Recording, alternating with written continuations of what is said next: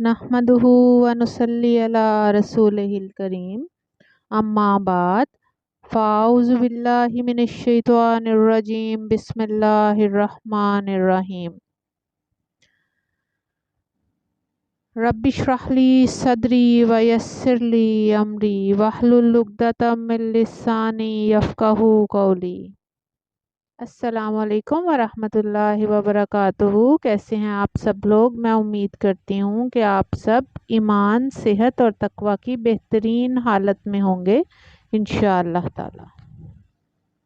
آج ہم اللہ تعالیٰ کی مدد اور اس کی توفیق کے ساتھ سورہ بقرہ آیت نمبر 41 سے 45 تک کا ترجمہ اور تفسیر دیکھیں گے انشاءاللہ۔ شروع کرتے ہیں آیت نمبر 41 کے ترجمے سے۔ اور جو میں نے نازل کیا ہے اس پر ایمان لاؤ اور اس کی تصدیق کرنے والا ہے جو تمہارے پاس ہے، تم سب سے پہلے اس کے ساتھ کفر کرنے والے نہ ہو، اور میری آیات کے بدلے تھوڑی قیمت نہ خریدو، اور صرف مجھ ہی سے بس تم ڈرتے رہو۔ اب ہم آیت نمبر 41 کی تفسیر دیکھتے ہیں انشاءاللہ۔ یہاں اس آیت میں ایمان لاؤ کا مطلب ہے ایمان لاؤ اس کتاب پر جو میں نے نازل کی ہے یعنی قرآن، اور اس کی تصدیق کرنے والا ہے جو تمہارے پاس ہے، سے مراد تورات اور انجیل ہیں۔ محمد صلی اللہ علیہ وآلہ وسلم اور قرآن کی خبر ان کتابوں میں پہلے دی جا چکی تھی۔ اس آیت کے پہلے حصے میں قرآن حکیم اور نبی پاک صلی اللہ علیہ وسلم پر ایمان لانا اور قرآن کریم کے اوپر یقین رکھنا، یہ اس کے بارے میں ذکر کیا گیا ہے۔ قرآن مجید پچھلی کتابوں کے لیے سچائی کا گواہ بنا کر نازل کیا گیا۔ قرآن مجید تورات اور انجیل کی تصدیق کرتا ہے۔ قرآن مجید صرف ان چیزوں کی تردید کرتا ہے جو غلط طریقوں سے ان کتابوں میں شامل کر دی گئیں۔ قرآن پاک پر ایمان لانے کے لیے ضروری ہے کہ اس کا علم حاصل کیا جائے اور اس کے اندر دیے گئے احکامات کے مطابق عمل کیا جائے، اس کو سمجھا جائے اور اس کا پیغام آگے پھیلایا جائے۔ یہاں مراد یہ ہے کہ تمہارے پاس علم ہے، دوسرے نہیں جانتے، اس وجہ سے تمہاری ذمہ داری زیادہ بڑی ہے۔ یہود کو دعوت حق اسی لیے دی گئی تھی کہ سب سے پہلے انہی کو دعوت قبول کرنی چاہیے تھی، کیونکہ یہ پہلے ہی اپنی کتابوں میں ان تمام چیزوں کے بارے میں جان چکے تھے۔ اور میری آیات کے بدلے تھوڑی قیمت نہ خریدو، تھوڑی قیمت پر آیات کو بیچ ڈالنے سے مراد ہے دنیا کے وقتی اور تھوڑے فائدے کے لیے آخرت کے عظیم فائدے سے محروم ہو جانا۔ سورہ نساء آیت نمبر 77 کا ترجمہ ہے، آپ کہتے ہیں کہ دنیا کا سامان بہت ہی کم ہے۔ تفسیر ابن کثیر حوالہ نمبر 123/1 ہے، رسول اللہ صلی اللہ علیہ وآلہ وسلم نے فرمایا، جو شخص اس علم کو جس سے اللہ تعالیٰ کی رضامندی حاصل کی جاتی ہے اس لیے سیکھے کہ اس سے دنیا کمائے، وہ قیامت کے روز جنت کی خوشبو تک نہ پائے گا، اور صرف مجھ سے ہی بس تم ڈرتے رہو۔ اب اس کی تفسیر دیکھتے ہیں۔ تفسیر سعدی کا حوالہ نمبر 108/1 ہے، اور میرے سوا کسی سے نہ ڈرو، کیونکہ جب تم صرف اللہ تعالیٰ سے ڈرو گے تو یہ چیز تم میں تقوی اور تھوڑی سی قیمت کے مقابلے میں آیات الہی پر ایمان کو مقدم رکھنے کا موجب ہوگی۔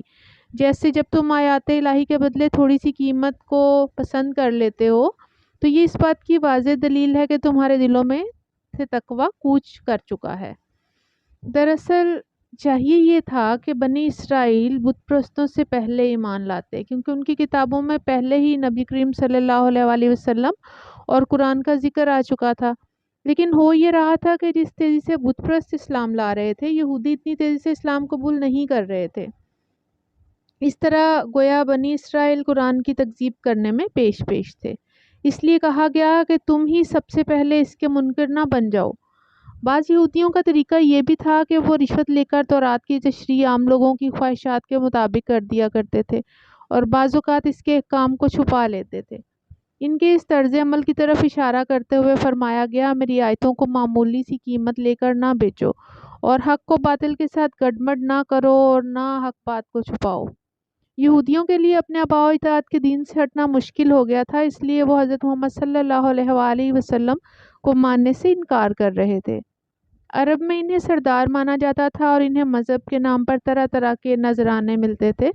اسی تھوڑی سی قیمت نے انہیں حق سے دور کر دیا، اور صرف مجھ ہی سے ڈرتے رہو، یعنی دل میں کسی رسم و رواج یا لوگوں کا ڈر نہیں ہونا چاہیے، بلکہ صرف اور صرف خدا کا خوف دل میں رکھنا ہی اصل کامیابی ہے۔ بنی اسرائیل کو نبی صلی اللہ علیہ وآلہ وسلم پر ایمان لانے میں ڈر تھا کہ وہ لوگوں سے کٹ جائیں گے اور ان کا رزق کم ہو جائے گا، نذرانوں کا سلسلہ رک جائے گا۔ اب ہم سورہ بقرہ آیت نمبر 42 کا ترجمہ دیکھتے ہیں۔ اور تم حق کو باطل کے ساتھ نہ ملاؤ اور نہ ہی حق کو چھپاؤ حالانکہ تم جانتے ہو۔ اب ہم اللہ کی توفیق اور مدد کے ساتھ آیت نمبر 42 کی تفسیر سمجھتے ہیں۔ حق سے مراد سچی بات ہے، یعنی جو اللہ تعالیٰ کے احکامات ہیں وہ حق ہیں، اور باطل ہر وہ چیز ہے جو اللہ تعالیٰ کے احکامات سے ٹکرائے، یعنی حق سے جو بھی چیز ٹکرائے وہ باطل ہے۔ سورہ لقمان آیت نمبر 30 کا ترجمہ ہے، یہ اس لیے ہے کہ یقیناً وہی اللہ تعالیٰ ہی حق ہے، اور یقیناً اس کے سوا جن کو وہ پکارتے ہیں وہی باطل ہے، اور یقیناً اللہ تعالیٰ ہی بے حد بلند بے حد بڑا ہے۔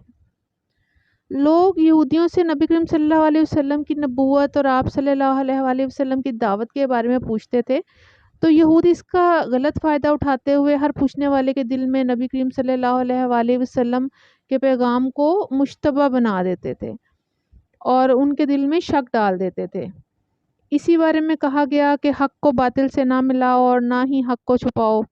اس سے مراد یہ ہے کہ حق بات کا پتہ ہو لیکن وہ دوسروں کو نہ بتائی جائے۔ اس کی ایک مثال یہ بھی ہے کہ اگر کسی کے پاس ہدایت ہو، کوئی اللہ کی کتاب کا علم حاصل کرے اللہ کی توفیق اور مدد کے ساتھ، تو اس کو صرف اپنے تک محدود کر لے، اور وہ دوسرے لوگوں میں اور اور دوسرے جو اس کے ارد گرد کے رہنے والے لوگ ہیں ان تک اس کو منتقل کرنے کے لیے قطعاً بھی کوئی کوشش نہ کرے۔ ہم سب جانتے ہیں کہ مولوی صاحبان کچھ ایسے ہوتے تھے جو بہت عرصہ پہلے، جب اتنا یہ علم عام نہیں تھا، تو ان کو بڑا مقدس سمجھا جاتا تھا، اور بڑی ان کی جو ہے نا وہ عزت اور عقیدت ان سے رکھی جاتی تھی، احترام کیا جاتا تھا۔ اور جب ان کے پاس کوئی مسئلہ لے کر آتا تھا نا، تو وہ یہ تو بتا دیتے تھے کہ یہ ٹھیک ہے، یہ غلط ہے، یہ ایسے ہے، لیکن وہ کبھی بھی کسی کو یہ نہیں کہتے تھے کہ جاؤ جا کر قرآن کھولو، اس میں فلاں صورت کھولو، اس کے اندر اللہ کے احکامات واضح طور پر لکھے گئے ہیں، وہ پڑھو تو تمہیں اس مسئلے کا حل معلوم ہو جائے گا۔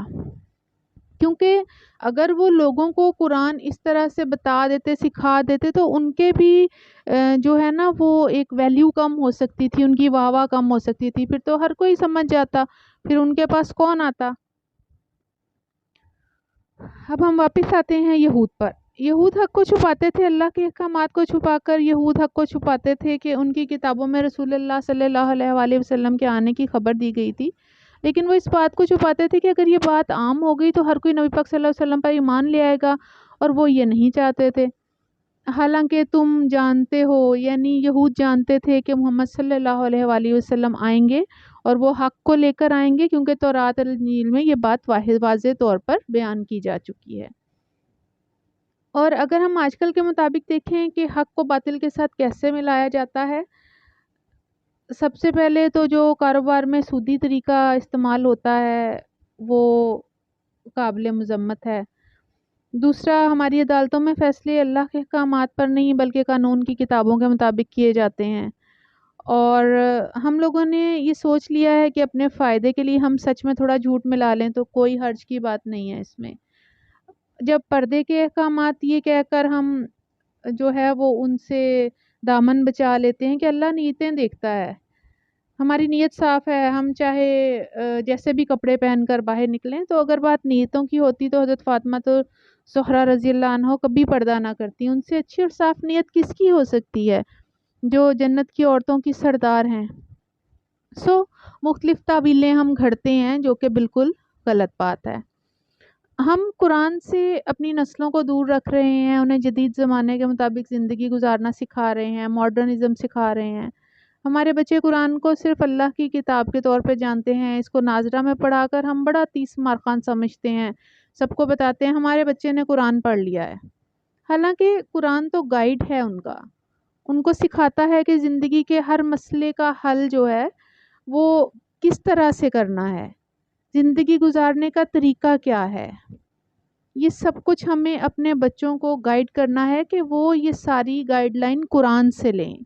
اللہ پاک ہم سب کو حق پھیلانے کی توفیق عطا فرمائے، آمین ثم آمین۔ اس طرح سے ہم لوگ بھی حق کے ساتھ باطل کو ملا رہے ہیں۔ آیت نمبر 43 کا ترجمہ ہے، اور نماز قائم کرو اور زکوٰۃ ادا کرو اور رکوع کرنے والوں کے ساتھ رکوع کرو۔ اب آیت نمبر 43 کی تفسیر دیکھتے ہیں انشاءاللہ۔ اس آیت میں اللہ تعالیٰ نے نماز قائم کرنے، زکوٰۃ ادا کرنے اور رکوع کرنے والوں کے ساتھ رکوع کرنے کا حکم دیا ہے۔ نماز ایک بدنی عبادت ہے، اس کے ذریعے ایک ایمان لانے والے کا اللہ تعالیٰ سے تعلق بنتا ہے۔ یہ ملاقات ہے اپنے مالک سے جس کے درمیان میں کوئی نہیں ہوتا۔ یہ ایک ڈائریکٹ ریلیشن شپ ہے بندے اور رب کا، جس کے لیے نہ کسی سفارش کی ضرورت ہے نہ کسی واسطے کی۔ اور مسلمانوں کو 5 بار نماز کا حکم دیا گیا ہے تاکہ اللہ کے بندے اس کے ساتھ اپنے تعلق کو بہت مضبوط کر لیں اور ان کے درمیان محبت بڑھتی چلے جائے۔ جب آپ کسی انسان سے بھی دن میں 5 بار ملیں نا تو اس سے ایک تعلق بن جاتا ہے۔ تو جب آپ 5 بار اپنے خالق، اپنے مالک سے ملاقات کرتے ہیں، رب کے دربار میں 5 بار حاضری لگواتے ہیں، تو خالق و مالک کے ساتھ ایک اٹوٹ تعلق بن جاتا ہے۔ اور یہ بھی اللہ کی محبت ہے بندے کے ساتھ۔ وہ چاہتا ہے میرا بندہ 5 بار میرے سامنے سجدہ ریز ہو، وہ چاہتا ہے کہ اس کا بندہ اس کے قریب رہے۔ بے شک ہمارا رب بہت رحیم و کریم ہے، اور ہمیں چاہیے کہ پنجگانہ نماز ادا کر کے اپنے رب کی رحمت کے حقدار بن جائیں۔ زکوٰۃ بھی اسلام کا رکن ہے، اور زکوٰۃ ادا کرو یعنی اے بنی اسرائیل مستحق لوگوں کو شریعت محمدیہ کے مطابق زکوٰۃ دو۔ اس کی ایک شرح مقرر کر دی گئی ہے جو ہر مسلمان کو ادا کرنی ہوتی ہے۔ سالانہ طور پر یہ ادا کی جاتی ہے۔ اس کا مقصد ضرورت مند مسلمانوں کی مدد کرنا ہے۔ اب آیت کے اگلے حصے کی طرف بڑھتے ہیں، اور رکوع کرنے والوں کے ساتھ رکوع کرو۔ یہاں یہ خاص طور پر رکوع کا ذکر یہودیوں کے لیے ہے کیونکہ وہ اپنی نمازوں میں رکوع نہیں کرتے تھے۔ تیسیر الرحمن کا حوالہ نمبر 38/1 ہے۔ ابن حریر کہتے ہیں کہ اس آیت میں علماء بنی اسرائیل اور بنی اسرائیل کے منافقین کو اس بات کا حکم دیا گیا ہے کہ اللہ کی طرف رجوع کریں، نماز پڑھیں، زکوٰۃ دیں، مسلمانوں کے ساتھ اسلام میں داخل ہو جائیں اور پورے طور پر اللہ تعالیٰ کی بندگی اختیار کریں۔ اب ہم آیت نمبر 44 سورہ بقرہ کا ترجمہ دیکھتے ہیں۔ کیا تم لوگوں کو نیکی کا حکم دیتے ہو اور اپنے آپ کو بھول جاتے ہو، حالانکہ تم کتاب کی تلاوت کرتے ہو، تو کیا تم نہیں سمجھتے؟ اب آیت نمبر 44 کی تفسیر دیکھتے ہیں انشاءاللہ تعالی۔ اس آیت میں اصل مخاطب علماء یہود ہیں جو لوگوں کو تقوی اور پارسائی کی تعلیم دیتے تھے، لیکن ان کا اپنا کردار اس کے برعکس تھا۔ ہم سب بھی اگر اپنے اندر جھانکیں تو یہ محسوس ہوگا کہ ہم بہت ساری نصیحتیں دوسروں کو تو کرتے ہیں، لیکن جیسے ہی ہماری اپنی باری آتی ہے تو فارمولا چینج ہو جاتا ہے۔ ایسا نہیں ہونا چاہیے۔ تفسیر طبری کا حوالہ نمبر 368/1 ہے۔ ابن جریر نے کہا کہ اہل کتاب اور منافقین لوگوں کو تو نماز روزے کا حکم دیتے تھے مگر خود اس پر عمل نہیں کرتے تھے، تو اس پر اللہ تعالیٰ نے انہیں آر دلائی، لہٰذا جو شخص نیکی کا حکم دے اسے چاہیے کہ وہ سب سے پہلے خود اس پر عمل کرے۔ دراصل اللہ تعالیٰ اس بات کو پسند نہیں کرتا کہ قول و فعل میں تضاد رکھا جائے۔ اللہ تعالیٰ کو عمل سے خالی اور زبان کے رسیلے لوگ پسند نہیں ہیں۔ اس لیے فرمایا، سورہ صف آیت نمبر 2 کا ترجمہ ہے، اے لوگو جو ایمان لائے ہو، تم وہ بات کیوں کہتے ہو جو تم کرتے نہیں ہو؟ ایسا نہیں ہونا چاہیے کہ دوسروں کو تو نیکی کا حکم دو اور اپنے آپ کو بھول جاؤ، حالانکہ تم کتاب الہی پڑھتے ہو، جانتے ہو کہ اللہ کے احکامات نہ ماننے والوں کا انجام نہایت خوفناک ہوتا ہے۔ بخاری کی روایت نمبر 3267 ہے۔ آپ صلی اللہ علیہ وآلہ وسلم نے فرمایا، قیامت کے دن ایک آدمی کو آگ میں ڈالا جائے گا، اس کی آنتیں باہر نکل آئیں گی، وہ انہیں لے کر ایسے گھومے گا جیسے گدھا چکی میں گھومتا ہے۔ اس کے گرد جہنمی جمع ہو جائیں گے اور کہیں گے، اے فلاں تجھے کیا ہوا ہے؟ کیا تو نیکی کا حکم نہیں دیتا تھا اور برائی سے نہیں روکتا تھا؟ وہ کہے گا، ہاں یقیناً، لیکن میں لوگوں کو تو نیکی کا حکم دیتا تھا اور خود نہیں کرتا تھا۔ استغفر اللہ، استغفر اللہ۔ تفسیر طبری کی روایت نمبر 3608/1 ہے۔ حالانکہ تم کتاب کی تلاوت کرتے ہو، سیدنا ابن عباس نے کہا، یعنی تمہارے پاس جو علم نبوت اور عہد و پیمان تورات کی صورت میں موجود ہے، اس کی وجہ سے لوگوں کو تو کفر سے روکتے ہو مگر اپنے آپ کو بھول جاتے ہو۔ تورات میں لکھا ہے میں نے تم سے عہد لیا تھا کہ تم میرے رسول کی تصدیق کرو گے، مگر تم نے میرے اس عہد کو توڑا ہے اور میری کتاب میں جو لکھا ہوا ہے اس کا انکار کر رہے ہو۔ قرآن کے علم سے انسان کو اپنی زندگی تبدیل کرنی چاہیے اور اپنی زندگی کو مکمل طور پر قرآن کے مطابق ڈھال لینا چاہیے اور خود کو ان تمام کاموں سے بچانا چاہیے جس سے بچنے کا اللہ تعالیٰ نے حکم دیا ہے۔ اب آیت کے آخری حصے کی طرف بڑھتے ہیں۔ تو کیا تم نہیں سمجھتے عقل کا تقاضا یہ ہے کہ غور و فکر کیا جائے کہ کیا چیز انسان کے فائدہ مند ہے اور کیا چیز انسان کے لیے نقصان دہ ہے۔ جو کوئی کسی کو بھلائی کا حکم دیتا ہے خود اس پر عمل پیرا نہیں ہوتا، وہ کسی کو برائی سے روکتا ہے اور خود اسے ترک نہیں کرتا، تو یہ چیز اس کی جہالت، اس کے بے عقل ہونے کی دلیل ہے۔ خاص طور پر ایسا شخص اس حقیقت کا علم بھی رکھتا ہے، بس اس پر حجت قائم ہوگی۔ تفسیر سعدی کا حوالہ نمبر 109 اور 1010/1 ہے۔ آیت کریمہ میں اس بات کی دلیل نہیں ہے کہ انسان جس کام کے کرنے کا حکم دیتا ہے اگر خود اس پر عمل نہیں کرتا تو وہ نیکی کا حکم دینے اور برائی سے منع کرنے سے رک جائے۔ ایک عالم کو خاص طور پر دوسروں کو اللہ کا حکم ماننے کا پیغام دیتے ہوئے اس چیز کا خیال رکھنا چاہیے کہ وہ خود اللہ کا حکم مانے۔ قرآن پڑھانے والے کے لیے ضروری ہے کہ وہ خود اپنی زندگی قرآن کے سانچے میں ڈھالے تاکہ لوگوں کا دین پر اعتماد قائم ہو اور لوگوں کے دل ایمان کی روشنی سے منور ہو جائیں۔ کسی بھی عالم کو باعمل ہونا بہت ضروری ہے۔ اب آیت نمبر 45 کا ترجمہ دیکھتے ہیں۔ اور صبر اور نماز کے ذریعے مدد مانگو، بلا شبہ وہ نماز یقیناً بہت بڑی ہے مگر عاجزی کرنے والوں کے لیے۔ اللہ تعالیٰ کی اطاعت پر اپنے نفس کو پابند کرنا صبر کہلاتا ہے، اور اللہ کی تقدیر پر صبر کرنا اور جو کوئی بھی معاملہ ہماری مرضی کے خلاف پیش آئے اس کو برداشت کرنا بھی صبر کہلاتا ہے، اور اس تکلیف کے وقت میں اللہ تعالیٰ کی ناشکری سے خود کو بچائے رکھنا اور اس کی رضا میں راضی ہو جانا یہ بھی صبر ہے، اور اس کا بہت اجر ہے۔ جو صبر کرتا ہے اس کا دین پختہ ہوتا ہے، اور یہ صبر ہی ہے جو انسان کو حق کے راستے پر چلاتا ہے، اور صبر کی جزا جنت ہے۔ بخاری کی روایت نمبر 6424 ہے۔ رسول اللہ صلی اللہ علیہ وآلہ وسلم نے فرمایا، اللہ تعالیٰ ارشاد فرماتا ہے، میرے نزدیک میرے بندے اس بندہ مومن کے لیے اہل دنیا میں جس کے محبوب کو میں نے اٹھا لیا اور وہ اس پر صبر و تحمل کرتے ہوئے اجر و ثواب کی امید رکھے، جنت کے علاوہ کچھ نہیں۔ نماز بھی دین پر ثابت رہنے کے لیے نہایت مددگار ہے۔ سورہ العنکبوت آیت نمبر 45 کا ترجمہ ہے، آپ تلاوت کرو اس کتاب میں سے جو آپ کی طرف وحی کی گئی اور نماز قائم کرو، اور یقیناً نماز بے حیائی اور برے کاموں سے روکتی ہے، اور اللہ تعالیٰ کا ذکر یقیناً بہت بڑا ہے اور جو کچھ تم کرتے ہو اللہ تعالیٰ جانتا ہے۔ صحیح مسلم کی روایت نمبر 1083 ہے۔ سیدنا ابو ہریرہ رضی اللہ عنہ سے مروی ہے کہ رسول اللہ صلی اللہ علیہ وآلہ وسلم نے فرمایا، سجدہ کرتے ہوئے بندہ اپنے رب کے سب سے زیادہ قریب ہوتا ہے، پس سجود میں کثرت کے ساتھ دعا کیا کرو۔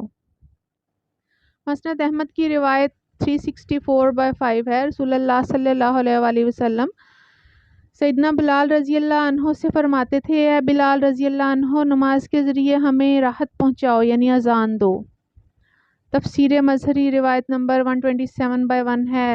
سیدنا علی رضی اللہ عنہ فرماتے ہیں کہ بدر کی لڑائی کی رات میں نے دیکھا ہم سب سو گئے تھے مگر اللہ کے رسول صلی اللہ علیہ وآلہ وسلم ساری رات نماز میں مشغول رہے۔ ایک دفعہ سیدنا عبداللہ بن عباس رضی اللہ عنہ سفر کر رہے تھے، راستے میں کسی نے خبر دی کہ آپ کے گھر میں کوئی فوت ہو گیا ہے، تو یہ سن کر سیدنا ابن عباس رضی اللہ عنہ نے 2 رکعت نماز ادا کی اور کہا، ہم نے اللہ تعالیٰ کا حکم سمجھ کر ایسا کیا ہے جیسا کہ اللہ تعالیٰ فرماتا ہے، اور صبر اور نماز کے ذریعے مدد مانگو۔ اسر التفاسیر حوالہ نمبر 32/1 ہے۔ دل کی حاضری اور اعضاء کا سکون خشوع کہلاتا ہے۔ یہاں اس سے مراد اللہ تعالیٰ کے لیے خشوع و خضوع ہے اور اس کے احکامات کی اطاعت اور اس کے نواہی سے اجتناب ہے۔ نماز خشوع کرنے والوں پر بہت ہلکی اور آسان ہوتی ہے۔ خشوع سے مراد ہے قلب کی اللہ تعالیٰ کے حضور عاجزی کے ساتھ حاضری۔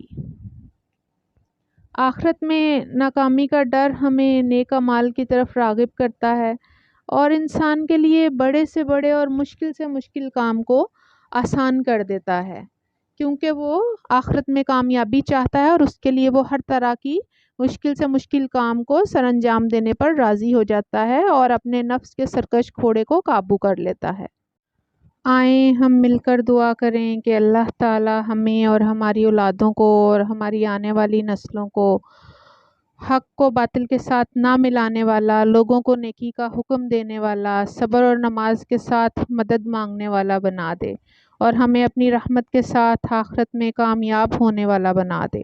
آمین ثم آمین۔ السلام علیکم ورحمۃ اللہ وبرکاتہ۔